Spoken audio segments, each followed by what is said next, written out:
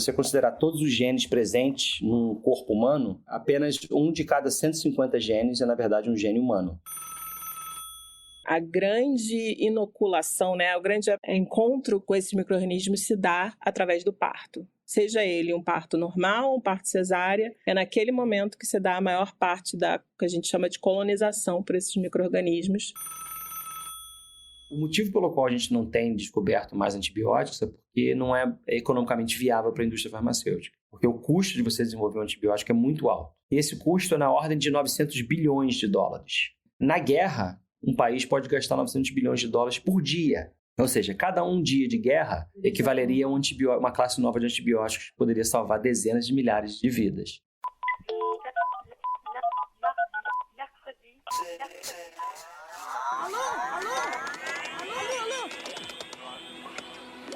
Planeta Terra!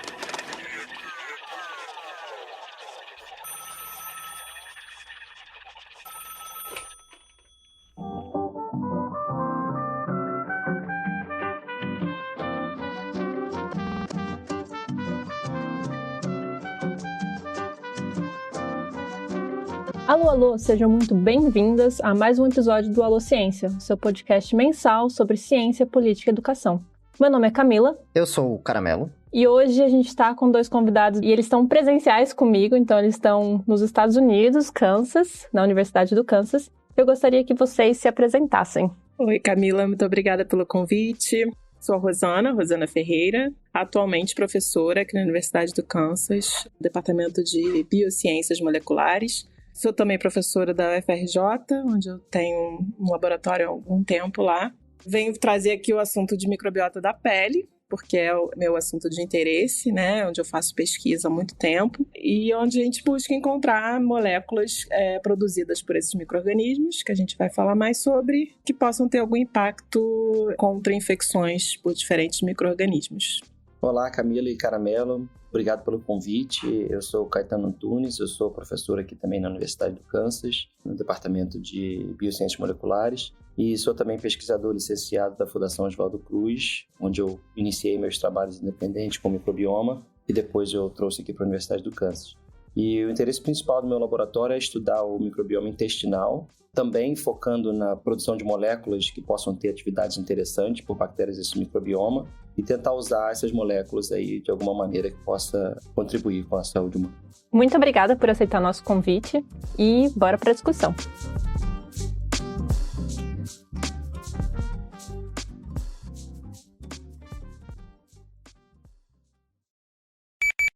Os nossos corpos não são habitados apenas por nós mesmos. Nós os compartilhamos com trilhões de micro-organismos que vivem em praticamente todas as partes do corpo humano.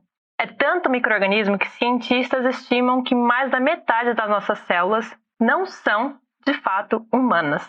São células de micróbios, seres vivos microscópicos, como bactérias e fungos. Quando ouvimos falar em micróbios, a nossa primeira reação geralmente é de medo. Afinal, não faz muito tempo que saímos de uma pandemia, não é mesmo? Porém, apenas uma pequena fração dos micro-organismos conhecidos, menos de 1%, causa doenças. A grande maioria desses micróbios desempenha funções essenciais para a nossa saúde e bem-estar. Eles ajudam, por exemplo, na digestão, protegem contra outros micro-organismos nocivos e podem até auxiliar na melhora de sintomas de ansiedade e depressão. Devido a todas essas funções, o estudo dessa comunidade de micróbios associada ao corpo humano, também chamada de microbioma humano, vem crescendo muito nos últimos anos. Pesquisadores estão tentando entender quem são os micro-organismos que vivem nas diferentes partes do nosso corpo, quais moléculas eles produzem e quais funções essas substâncias desempenham. Esse conhecimento é importante não apenas para desenvolver novos medicamentos e melhorar a saúde e o bem-estar da sociedade. Ele também nos ajuda a responder uma pergunta fundamental. Já que temos mais células microbianas do que células humanas do nosso corpo, entender essas comunidades é também uma forma de entender quem somos nós.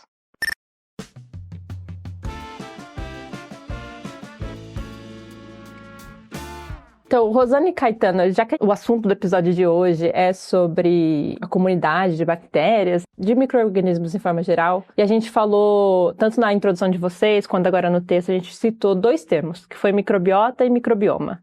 O que é o microbioma O que é a microbiota? Existe diferença entre esses dois termos? Bom, os dois termos, microbiota e microbioma, eles são usados ultimamente na literatura como se fossem sinônimos, mas na verdade não é bem assim. Microbiota, estritamente falando, é o termo que se refere ao conjunto de micro-organismos, de células mesmo, que são presentes em um determinado ambiente. Isso envolve bactérias, arqueias, vírus, fungos e qualquer tipo de micro-organismo que vive em um determinado ambiente. O microbioma, por outro lado, seria não só essas células, mas também as funções que essas células codificam. Os genes que elas possuem em seus genomas e as enzimas que são codificadas por esses genes, as moléculas que essas enzimas produzem, ou seja, toda a funcionalidade daquela comunidade microbiana, incluída além da simples composição de tipos de células. Mas, para efeitos práticos, hoje em dia se usa realmente microbioma e microbiota como se fossem sinônimos. E vocês estudam, então, mais o microbioma do que a microbiota? A gente estuda o microbioma, tanto quais são as bactérias que estão ali naquela comunidade, que a gente foca mais em bactéria, quanto o que essas bactérias estão produzindo e como o que ela está produzindo está afetando o hospedeiro, né, os seres humanos, nos diferentes ambientes. A gente também falou no texto introdutório de quantas bactérias ou micro-organismos existem, então, no corpo humano, né? Cerca de 50% a 60% de todas as células do corpo humano, então, não são células humanas, são células de outros seres vivos que vivem ali. O ser humano é quase que só uma casinha, né, para toda essa comunidade de seres vivos habitarem, né, que é muito maior do que as nossas próprias células do corpo.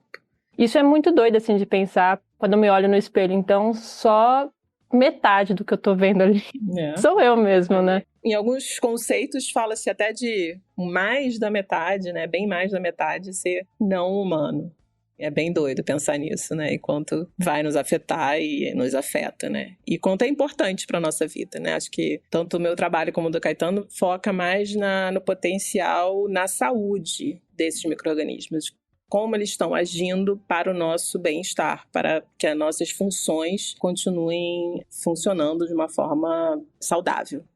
Já que a gente falou dessa distinção entre microbioma e microbiota, uma coisa interessante a notar aqui também é que já é impressionante essa observação, né, de que mais de 50% das nossas células, do nosso organismo, na verdade, não são células humanas, mas quando a gente fala do potencial genético dessas células, os números são ainda mais impressionantes. Se você considerar todos os genes presentes no corpo humano, apenas um de cada 150 genes é, na verdade, um gene humano.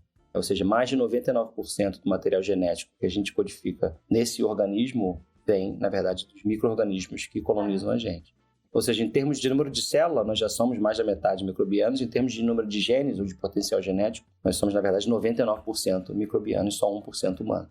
E isso tem um papel quando você pensa no que esses genes estão produzindo também, né? Em coisas que nossas células não conseguem fazer. Um exemplo básico está na degradação de alguns nutrientes da dieta, que sem determinadas bactérias no nosso intestino, a gente não é capaz de utilizar aqueles nutrientes. Então, realmente é uma simbiose ali que nos permite obter os nutrientes que a gente precisa daquela dieta. Vitaminas também são um exemplo. Tem vitaminas que nossas bactérias do corpo estão produzindo para a gente, né? Nossas células não são capazes de produzir por si só essas vitaminas. Nós não somos somente residência dessas bactérias, mas elas também nos retornam com bastante benefícios de estarem ali. É quase um pagamento de aluguel. A gente fornece o ambiente, mas elas também nos pagam, dão alguns presentes de volta por nos habitar.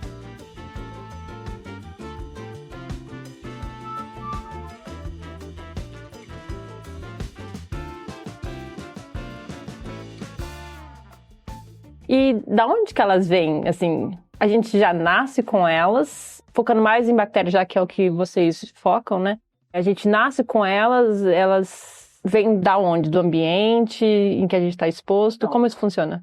Camila, esse assunto é um assunto polêmico. Existem estudos que já demonstraram que na placenta o feto já tem contato com alguns micro-organismos. Mas esses estudos vêm sendo refutados ao longo dos anos em relação à técnica de obtenção, né? Porque tudo isso depende da detecção de DNA naquelas amostras da placenta. Existe uma certa polêmica envolvida se existe realmente bactérias viáveis ali ou se só se detectou resquícios de DNA de bactérias. De qualquer forma, a grande inoculação, né, o grande encontro com esses micro-organismos se dá através do parto, primeiramente. Seja ele um parto normal, um parto cesárea, é naquele momento que se dá a maior parte da que a gente chama de colonização por esses micro-organismos no corpo. E também se sabe que isso vai variar, né? O tipo de microbiota que aquele bebê vai ser colonizado varia de acordo com o tipo de parto desse bebê.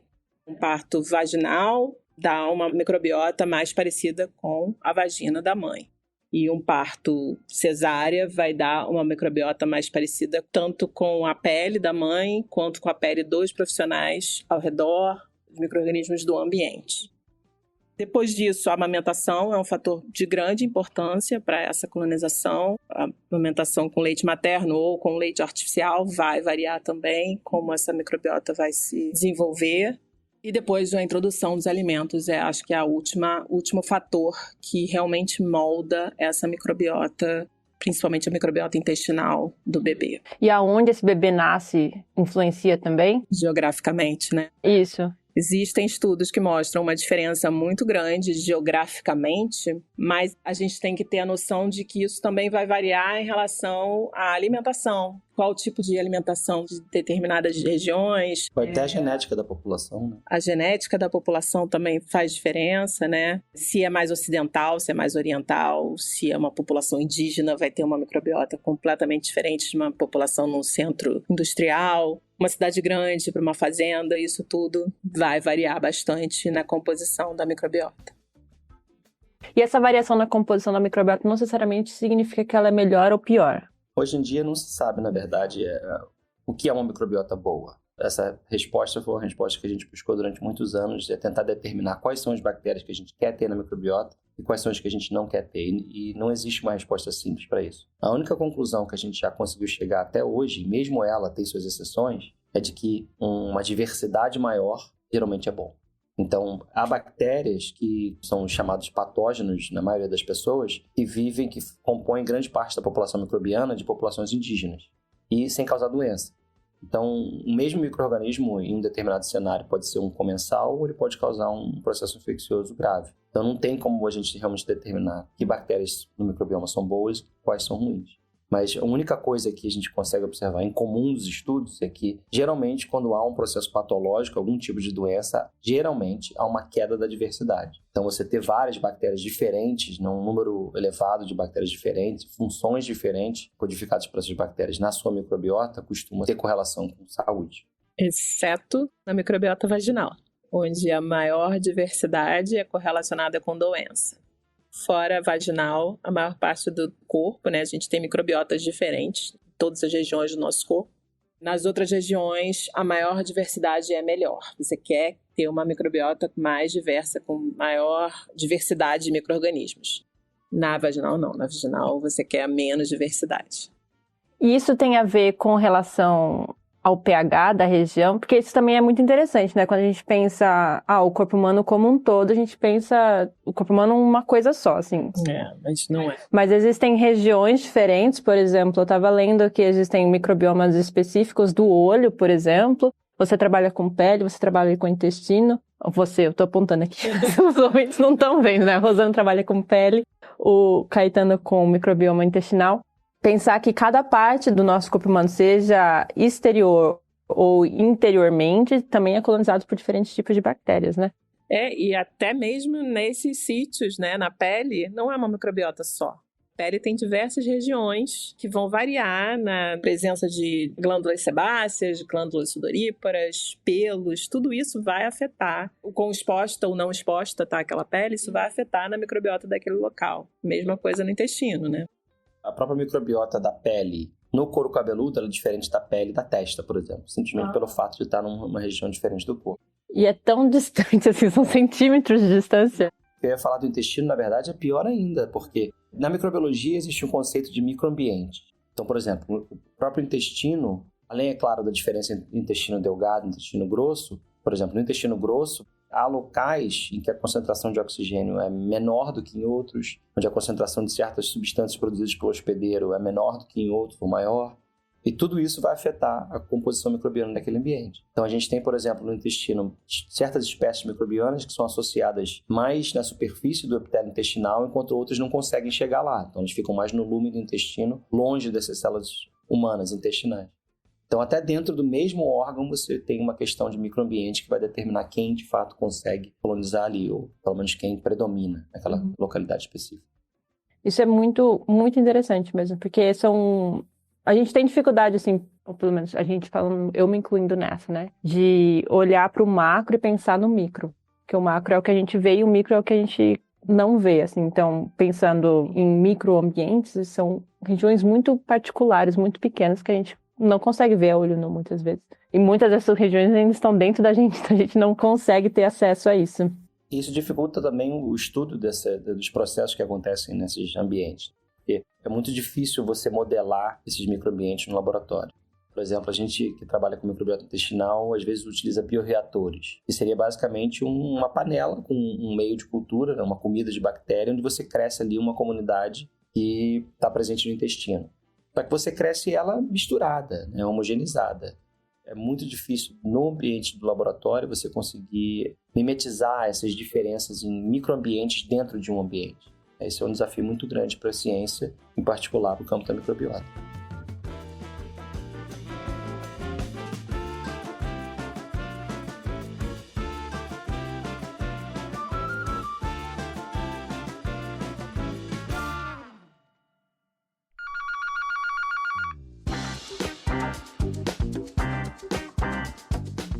Alô pessoal, aqui é o Lucas Andrade, beleza? Tá gostando desse episódio? Eu tô passando só pra lembrar que o Alociência só existe por causa das nossas campanhas de financiamento coletivo. Se você quiser contribuir com a gente, basta você entrar em apoia.se/alociência ou patreon.com/alociência.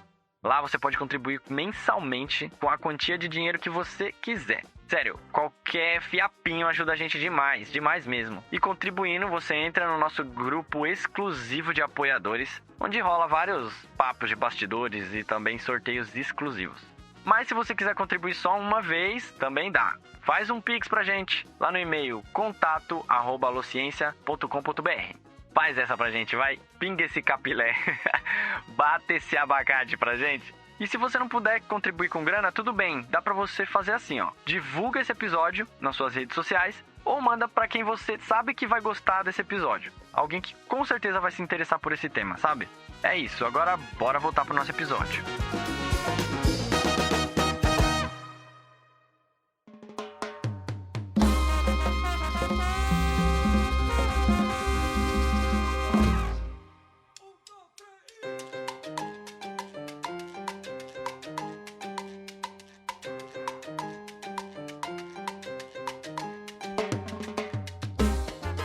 Eu queria voltar para um outro aspecto que você falou antes, que era em relação a não existir um consenso sobre o que é um microbioma bom ou ruim, assim. E muitas vezes a gente vê nas propagandas de medicamentos ou pela indústria farmacêutica mesmo, tipo, fazendo propaganda de alguma coisa que tem que ser consumida para melhorar o seu microbioma intestinal. Ou então, agora pensando, por exemplo, em questão de alimentação, a gente vê também coisa do tipo, evitem alimentos superprocessados porque eles têm uma menor diversidade de micro-organismos e isso vai acabar afetando a sua microbiota intestinal.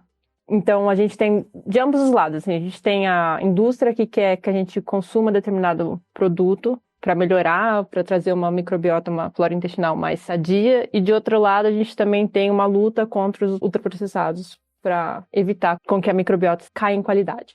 Mas se não existe um consenso do que é bom e do que é ruim, de que lado que a gente fica, assim, em questão de escolher o que está sendo ofertado?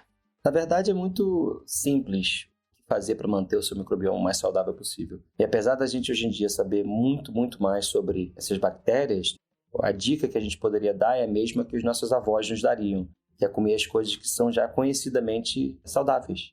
Uma alimentação variada. Assim como uma diversidade microbiana é benéfica para a saúde, uma diversidade de alimentação também é benéfica.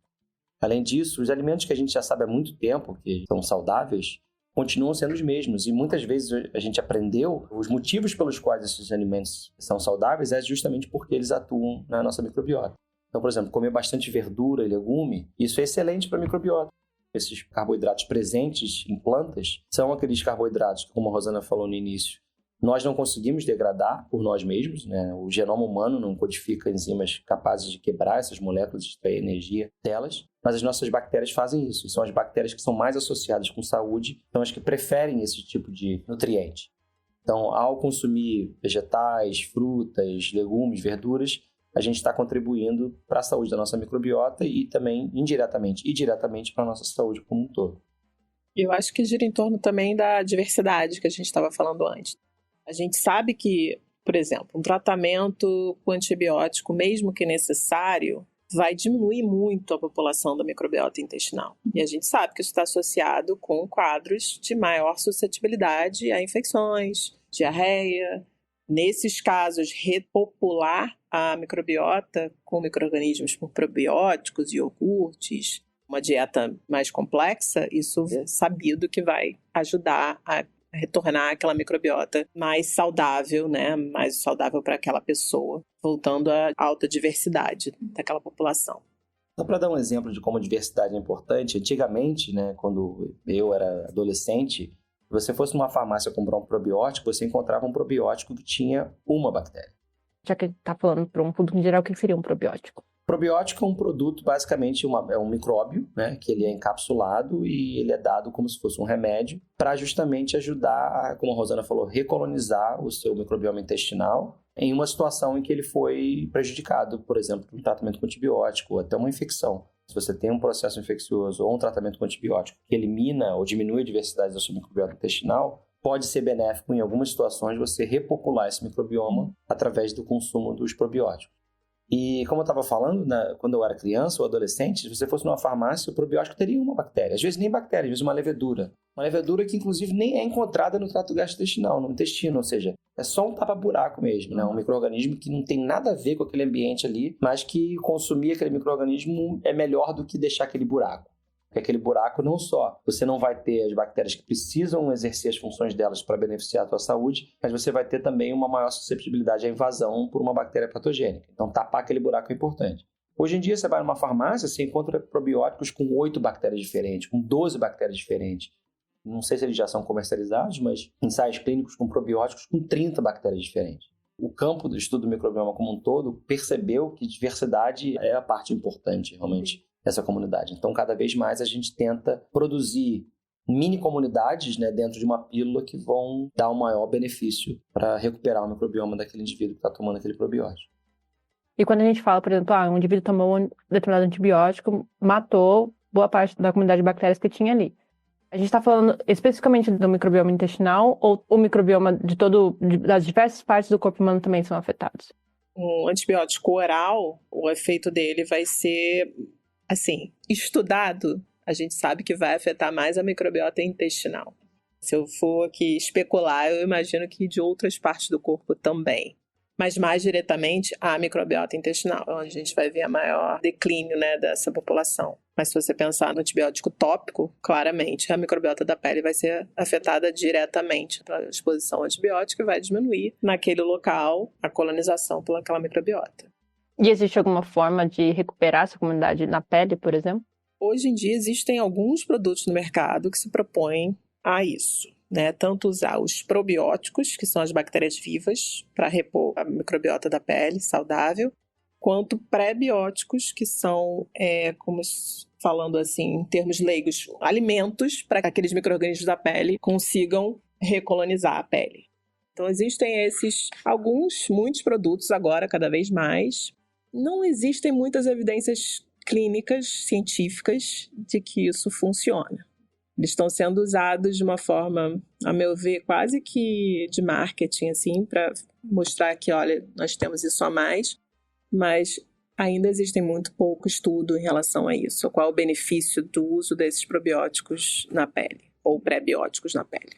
Até porque, na maioria dos países, a regulação da produção e comercialização de probióticos é diferente da de remédios. Então, você consegue vender probióticos como se fossem suplementos alimentares sem precisar, de fato, ter uma evidência científica. É você mostrando que não há nenhum malefício, muitas vezes já é suficiente para você poder comercializar.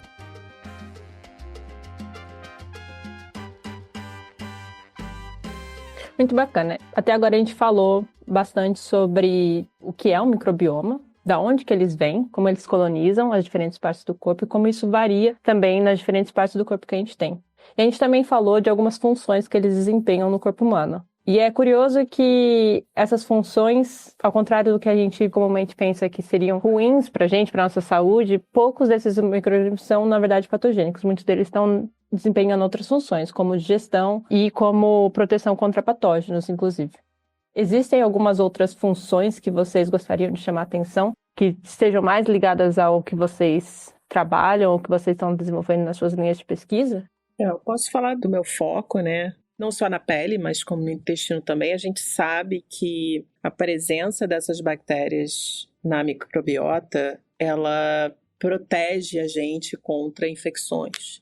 Então, no meu foco, eu analiso como cada um desses membros, né, dessas bactérias que estão na pele, o que elas estão produzindo ali, que tipo de moléculas elas podem produzir, e se a gente pode tirar alguma vantagem dessas moléculas, a fim de que, ao longo do tempo, a gente consiga encontrar determinadas moléculas e possa desenvolver estratégias terapêuticas a partir dessas moléculas.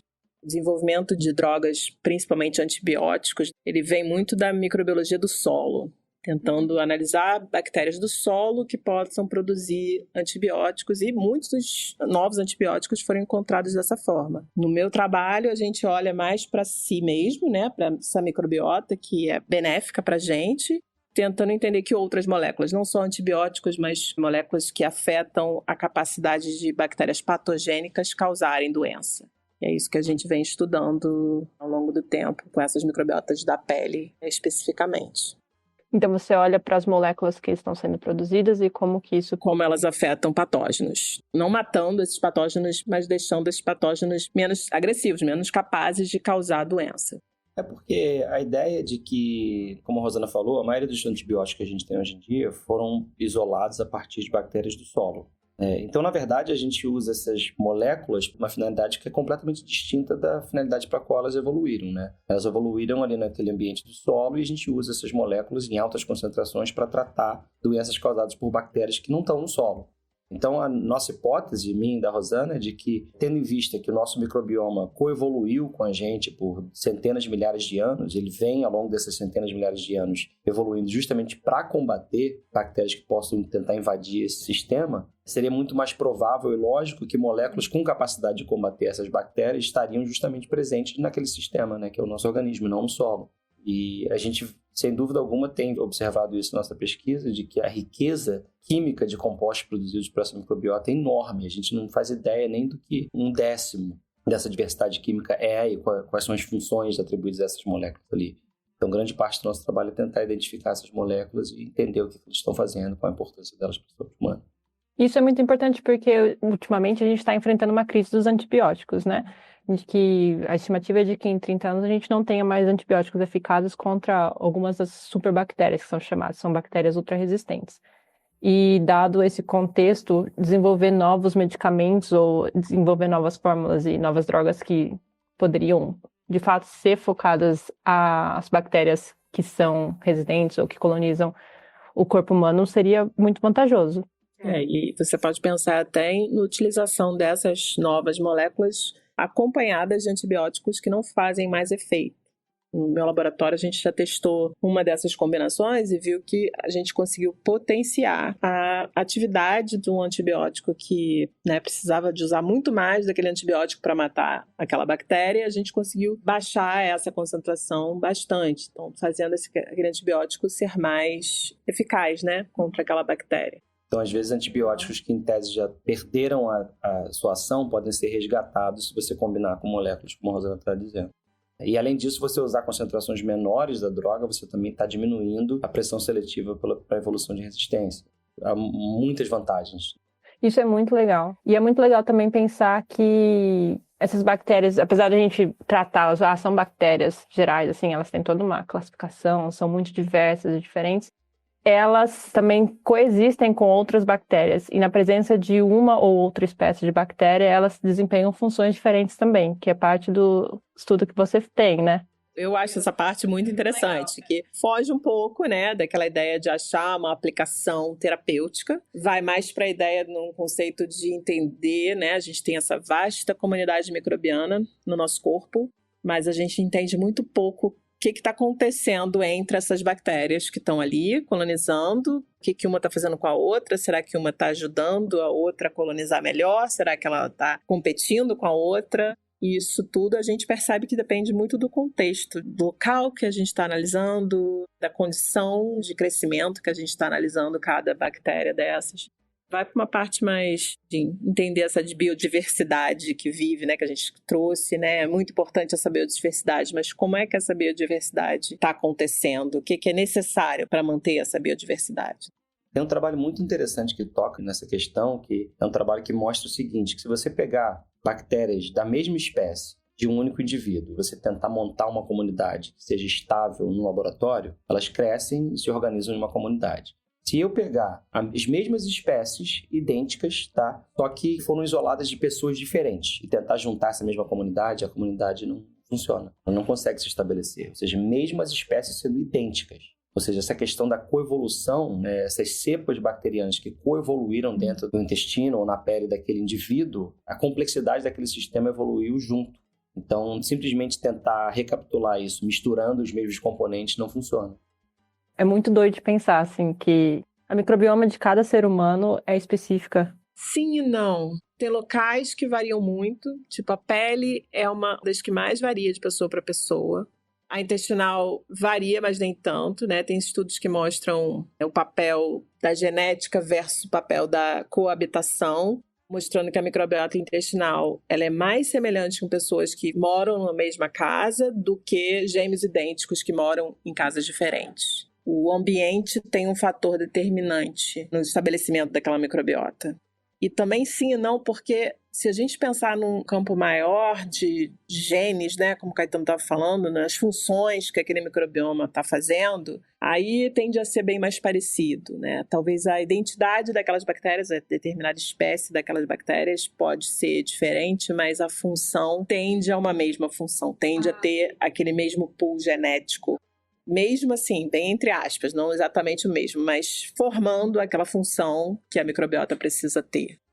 Para você dizer que um organismo pertence à mesma espécie que um outro, geralmente ponto de corte é 97% de identidade de genes, né? Os genes têm que ser 97% idênticos. Mas nesses 3% aí, ainda cabe bastante coisa, né? Então, se você tem um indivíduo da mesma espécie que o outro, mas que naquele 3% ele é bem diferente, e essa diferença ela cai numa função que é importante para a colonização daquele ambiente, você pode ter uma diferença funcional muito grande.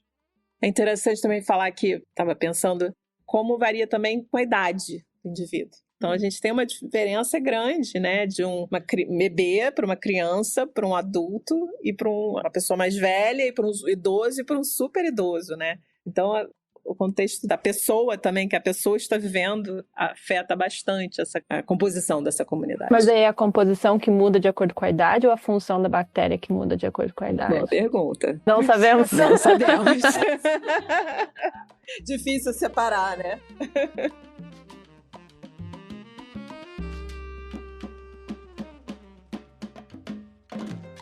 Essa era uma dúvida que eu tava aqui pensando, né? Quanto que leva de tempo para esse microbioma se estabelecer? Porque o medo que eu tenho, toda vez que eu tenho que tomar antibiótico, é pensar, meu Deus, funciona tão bem assim, eu vou matar todo mundo, vou ter que fazer tudo de novo. Quanto tempo que vai voltar ao normal, né? Quanto tempo vai voltar? Que é uma coisa que é estabelecida, tipo, desde o seu nascimento? Ou é uma coisa que, assim, ok, é seu, mas bactérias se desenvolvem muito rápido, né? Se reproduzem muito rápido, isso vai se voltando à normalidade depois de algum tempo. Geralmente volta ao normal, sim. Há variação entre diferentes estudos, mas alguns estudos dizem que até um ano depois de um tratamento com antibiótico, ainda não voltou 100% ao normal. Até um ano. Nossa, então a pessoa que toma antibiótico todos os anos, ela tá... Mas isso varia também de pessoa para pessoa, né? Mas eu acho que, assim, no início, na infância, essa fase é uma fase crucial, né? Porque é aquela primeira inoculação. Depois, porque a microbiota também é super resiliente. Então, você pode matar 99% das bactérias com antibióticos, digamos que isso não acontece, tá? É impossível você fazer isso. Mas digamos que você tomasse um antibiótico e fosse capaz de matar 99%, esse 1% aí ainda é muita bactéria, né? Em termos de número de célula. Então você tem ali aquela sementinha que vai, de certa forma, para sempre, ela vai estar disponível para expandir depois e voltar a colonizar normalmente o seu organismo. Agora, isso pode demorar, né? Nesse 1 ano você pode talvez ficar mais suscetível a determinadas doenças. Não quero dizer aqui que não é para preocupar, né? Tomar antibiótico em excesso, sem dúvida alguma, é uma coisa ruim por vários outros motivos, mas também por esse. Mas também não é para entrar em pânico, né? O sistema tem uma certa resiliência, ele aguenta um pouco dessas variações. Até porque, mesmo antes da gente descobrir os antibióticos, essas variações já aconteciam. E a gente evoluiu com essa capacidade de resiliência, né? Por exemplo, o homem das cavernas eventualmente ia comer uma coisa e ia ter uma diarreia. E se o microbioma não evoluísse para, de alguma forma, ele se recompor, isso poderia ser o fim daquele indivíduo. Ele vai morrer de desidratação por causa da diarreia. Agora, eu queria falar, eu notei que você falou que o podcast fala sobre política também, né? Uma coisa interessante sobre essa questão dos antibióticos. Eu li isso ontem no LinkedIn, achei super interessante. O motivo pelo qual a gente não tem descoberto mais antibióticos é porque não é economicamente viável para a indústria farmacêutica. Porque o custo de você desenvolver um antibiótico é muito alto. E esse custo é na ordem de 900 bilhões de dólares. E aí eu li esse post no LinkedIn interessante dizendo que agora nessa situação que a gente está de guerra, né? E na guerra, um país pode gastar 900 bilhões de dólares por dia. Ou seja, cada um dia de guerra equivaleria a uma classe nova de antibióticos que poderia salvar dezenas de milhares de vidas. Então, na verdade, não é uma questão só financeira, é uma questão de prioridade. Em relação a isso, a gente teve uma discussão no episódio de Superbactérias, na nossa temporada do ano passado. O custo de formulação de antibiótico é tão alto e ele é ultrapassado tão rapidamente, porque a evolução das bactérias acontece tão rápido, que é mais interessante hoje para a indústria farmacêutica você investir em doenças crônicas, como diabetes, pressão alta, e aí esses medicamentos, você mantém uma população cronicamente doente. Então é de interesse também que você tenha a indústria alimentícia alinhada a isso com alimentos superprocessados, porque aí a população fica cronicamente doente, você tem a indústria farmacêutica que se alinha a isso, e você tem uma população cronicamente doente que precisa cronicamente de medicamentos para tratar essas doenças crônicas. Por isso que para certas coisas não tem jeito, você precisa do Estado. O custo de desenvolvimento de antibiótico é alto? Tudo bem, mas mais alto ainda é o custo da doença. A quantidade de pessoas que morrem, não só a perda de vida humana, mas também a perda econômica que vem dessas doenças, né? Então, assim, é nessas horas que o Estado precisa intervir e falar, não, a gente vai desenvolver antibióticos, custe o que custar, né? E não deixar na mão do mercado. Por isso que a pesquisa em universidades e institutos de pesquisa é tão importante, né? Porque uma farmacêutica dessa nunca vai perder o tempo para pesquisar esse tipo de ciência que a gente faz, básica, para achar algum antibiótico que não vai render muito para eles, né?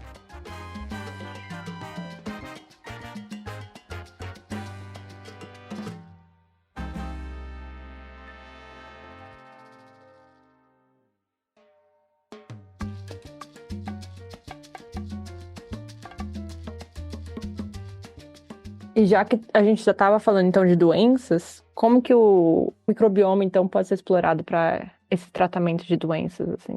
Uma das coisas foi o que a gente mencionou, né, de probióticos. Outra coisa que eu descobri há pouco tempo, que já inclusive é feita, né? A Rosana mencionou no início da nossa conversa que a microbiota de bebês que nascem por cesárea versus parto normal é diferente. Então, hoje, em alguns lugares, e a gente sabe que, na verdade, existe uma perda, uma desvantagem, né, dessa microbiota que coloniza o bebê que nasceu por cesárea, né, está associada com uma série de doenças, principalmente doenças alérgicas, como asma, doenças inflamatórias. Então, já existe a prática em alguns lugares, em alguns países, de quando o bebê nasce por parto cesariana, desse bebê ser inoculado com a microbiota vaginal da mãe para compensar isso e não deixar que essa colonização ocorra por bactérias da pele, né, para que ele tenha essa estimulação, né, dessa microbiota inicial, que ele normalmente teria, mas não pôde ter, pela necessidade de uma cesárea. Então, essa é uma estratégia que parece extremamente simples, né, e assim, antiquada, mas que, na verdade, parece que tem surtido efeitos muito interessantes. Essa é uma maneira. Outra, a utilização dos probióticos, dos pré-bióticos. Existem também os chamados simbióticos, que são os produtos que unem os dois. Você tem a mistura de um pré-biótico com um probiótico na mesma pílula. E até, assim, pensando um pouco mais fora da caixa, a gente sabe que antibióticos matam bactérias e você poderia até pensar na utilização de antibióticos para modular a composição, né? Não necessariamente matando um patógeno, mas você tem um determinado grupo microbiano que está crescendo ali na microbiota intestinal do indivíduo. E a gente sabe que ele pode gerar problemas. Você dá, de repente, doses reduzidas de antibiótico que vão não eliminar, mas diminuir um pouco a abundância daquele grupo, favorecer o crescimento de outros. Então, acho que ainda tem muito ainda a ser descoberto nesse campo, sem dúvida. Caetano estava falando sobre esses métodos, né, de tratamento de doença. Eu lembrei que a gente não falou de uma função importantíssima da microbiota, que é o desenvolvimento do sistema imune. O Caetano falou de maior percentual de crianças alérgicas por nascimento de parto cesárea. Isso se dá principalmente por essa falta de estimulação do sistema imune, que é importantíssima no início da vida, né? Nesses primeiros 2 anos do bebê, essa exposição a esses micro-organismos, né, da microbiota normal, da mãe, ali, tanto vaginal quanto da pele, que estimulam o sistema imune. Isso se mostra muito importante para um adulto com desenvolvimento menor de alergias, doença autoimune, problemas crônicos, né, que vão se desenvolver depois, mais tarde na vida. Existe uma hipótese interessante que já foi colocada há bastante tempo, algumas décadas já, é a hipótese da higiene, Hygiene Hypothesis.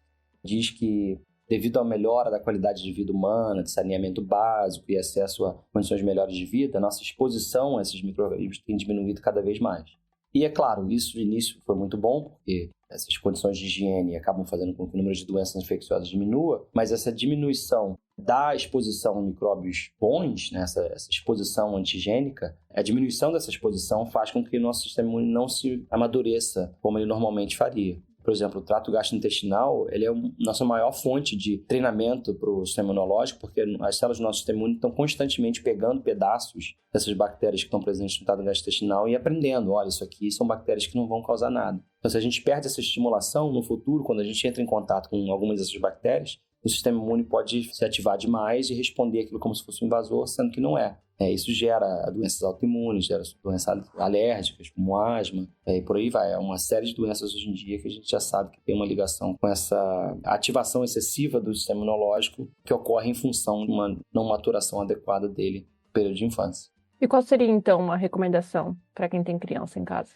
Quando a gente for chegar no disco de ouro, eu ia sugerir um livro, né, que é um livro interessante, que o título do livro é Let Them Eat Dirt, que na tradução geral seria Deixa Eles Comerem Terra, que é basicamente dizendo como o excesso de preocupação com a exposição do bebê à sujeira, ao ambiente externo, tem que ser levado com cuidado, né? Proteger demais o bebê dessa exposição também não é adequado. Claro, você não vai deixar um bebê colocar a chupeta e cair no bueiro na boca, né? Numa cidade grande como Rio de Janeiro e São Paulo. Mas essa fase de experimentação da criança, por exemplo, de mexer na terra e querer levar as coisas à boca, também é parte de um comportamento que evoluiu para que aconteça essa inoculação, para que aconteça essa exposição antigênica, vai ser importante depois nas fases posteriores da vida.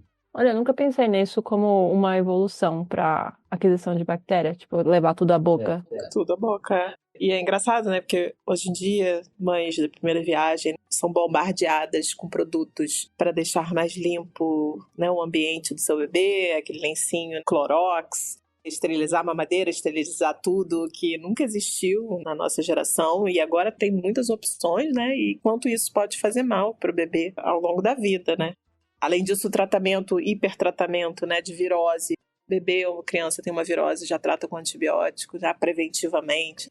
Isso vai acabando com o estabelecimento dessa microbiota saudável que deveria estar ali, mas que a gente está paranoico de que vai causar mal, de que é ruim.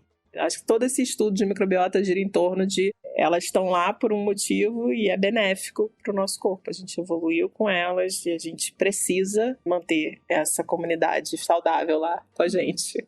Pessoalmente falando, a minha recomendação para o pai de primeira viagem é tenha um cachorro.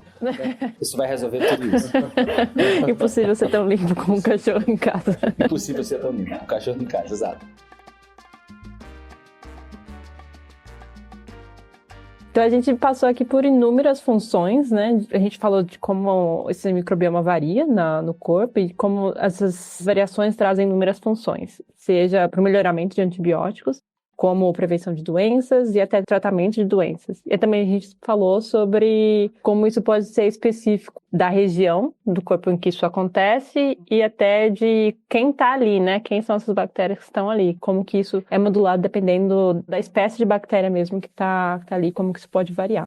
Mas agora uma coisa que eu queria saber era como que vocês estudam o microbioma?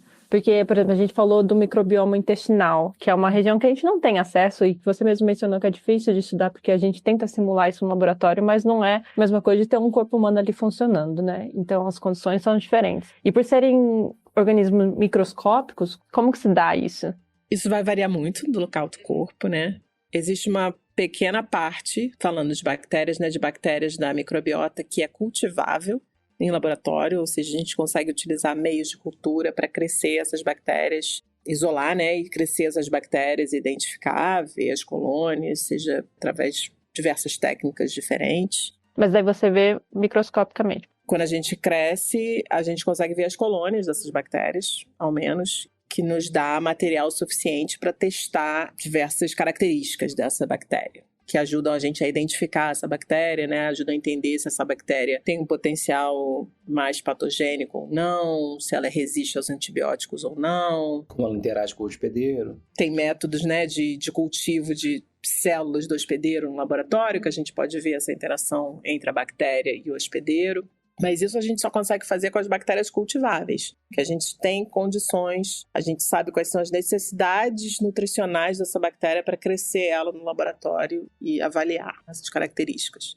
E uma grande parte, principalmente do microbiota intestinal, acho que 90%, um número bem alto assim, não é cultivável. Então a gente não tem formas de cultivar e crescer essa bactéria no laboratório. E aí essas bactérias são analisadas primariamente através de análise genômica, sequenciando o genoma total, definindo quais as funções dos genes que estão ali. Então isso complica bastante a análise dessa outra parte da microbiota que a gente não consegue cultivar. Para obter o material, na pele é muito fácil. A gente pega tipo um cotonete, um swab que a gente esfrega na pele e coloca nos meios de cultura para crescer aquela bactéria ou para isolar o DNA presente ali para identificar o que mais tem ali, né? Para o intestino, em tese, é fácil também, porque, obviamente, a gente vai ao banheiro todo dia. Inclusive, uma coisa interessante que as alunas do Caetano ficam pedindo amostras. Para todo mundo, para quem quiser doar. Para todo mundo. Então, se você quiser se voluntariar, você só pega um potinho e depois você traz a sua amostra. Porque você se surpreenderia, cara, em aprender quão difícil é encontrar doador. É mais fácil você convencer uma pessoa a doar sangue, você tem que furar ela, né? E o risco de infecção, o risco é muito maior, né? Do que doar fezes, que as pessoas têm vergonha, né? Ninguém quer doar. Inclusive eu posso falar isso porque ele não tá aqui, mas é o nosso filho. Eu tenho um artigo científico, eu e Rosana temos um artigo científico e grande parte dele foi feito com fezes do nosso filho quando ele usava fralda. Tinha 1 ano de idade, usava fralda e era uma maravilha, porque não tinha nenhuma dificuldade de conseguir amostra. Todo dia tinha amostra. Interessante ter filhos para bens científicos. Depois que ele começou a entender as coisas melhor, eu expliquei isso pra ele. Ele não quis mais ser doador, não, Maria. Ah, é? De fralda é bem mais fácil. Não assinou o termo, né? Não assinou o termo. Ele se negou a assinar o termo.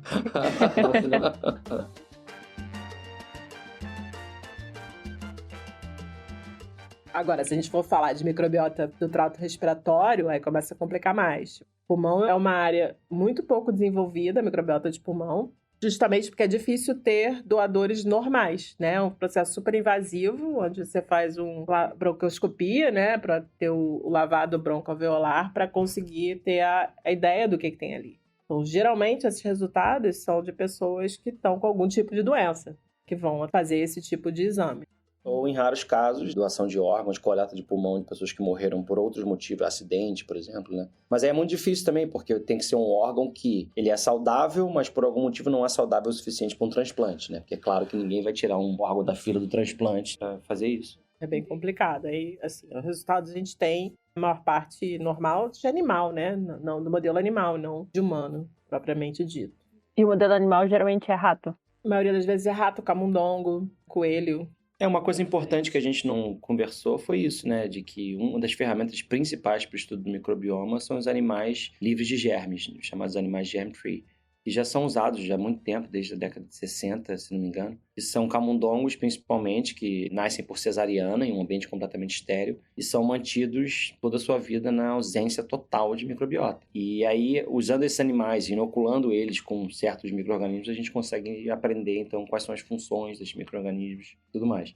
E foi assim, na verdade, que o estudo da microbiota meio que começou. Foi que quando os cientistas geraram esses animais livres de germes, eles perceberam que de cara já havia uma série de diferenças, visíveis até a olho nu nesses animais. Por exemplo, eles tinham que consumir muito mais da ração deles para manter o mesmo peso. Eles comiam muito mais e mesmo assim eram mais magros que os animais normais. Ao comer ração, eles não ingeriam... A ração é esterilizada. Esterilizada também. Esterilizada, acho que se não me engano, por autoclavação e também irradiação.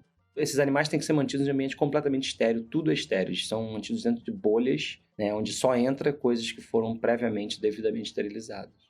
E aí é interessante que você pode, né, dar dietas diferentes, você pode inocular a dieta deles com uma única bactéria, né? E aí tem um camundongo em que a microbiota dele é composta por uma única bactéria e ver quais são os efeitos daquela bactéria. Tem uns estudos muito interessantes de um grupo onde eles mostraram que a inoculação desses camundongos com apenas uma molécula de um membro da microbiota intestinal era capaz de gerar uma modulação no sistema imunológico bastante interessante.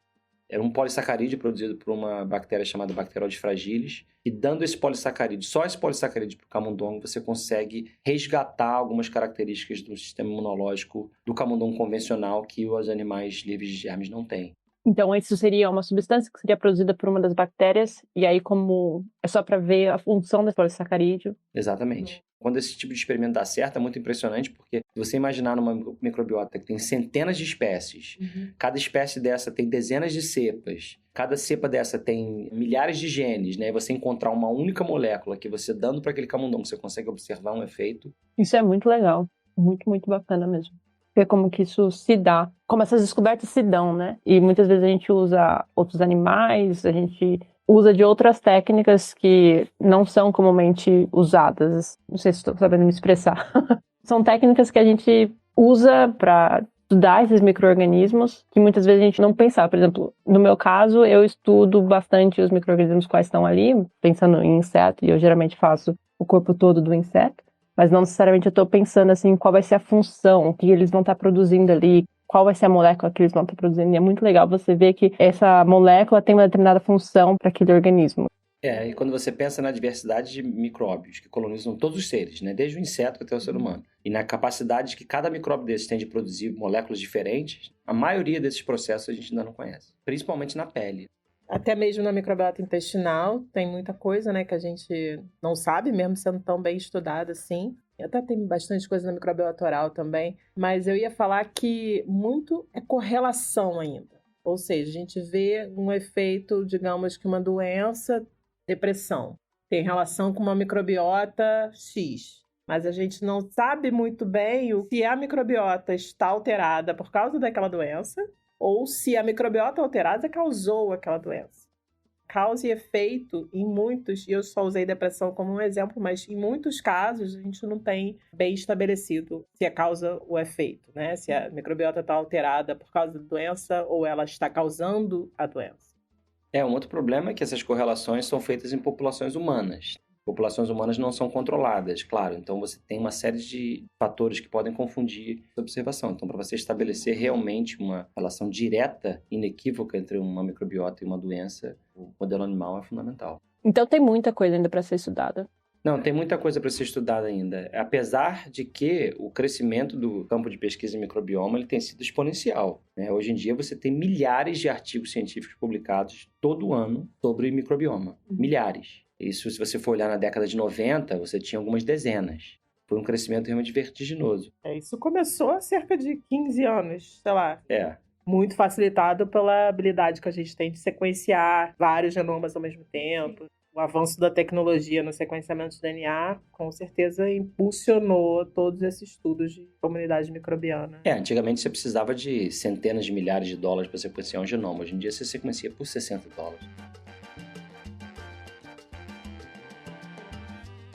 Então a gente já está caminhando aqui para o final do nosso episódio, mas eu queria fazer uma última pergunta. O que motiva vocês nesse campo, nessa área? O que me motiva, não só nessa área, mas na ciência, né, em fazer ciência, é essa busca incansável de conhecer e descobrir uma coisa pela primeira vez. Eu acho que essa é a droga de todo cientista, de querer ter sentido isso uma vez e buscar isso de novo. De ter aquele momentinho ali de que as coisas fazem sentido e você é a primeira pessoa a descobrir aquela coisa em particular ali. Acho que é isso que motiva a maioria dos cientistas que fazem pesquisa, né? Porque é muita frustração, a gente testa muita coisa que não dá certo, a gente vai por caminhos que não vão dar certo e a gente está sempre naquela busca de responder aquela pergunta. Eu diria a mesma coisa, é uma curiosidade inata, quase uma obsessão por tentar entender como as coisas funcionam. E quanto mais você entende, geralmente você nunca chega no final desse entendimento, né? Então isso gera uma outra pergunta. E as perguntas vão ficando cada vez mais profundas e mais sofisticadas, e isso só aumenta a tua vontade de responder ela mais ainda. Então, é uma coisa meio obsessiva mesmo. É maravilhoso. É aquela sensação de ganhar o kit de química quando você é criança, só que você tá, né, o seu kit de química hoje em dia, em vez de custar R$100, ele custa milhões de reais e tem outra pessoa pagando para você, não são seus pais. É um laboratório, é um parque de diversões.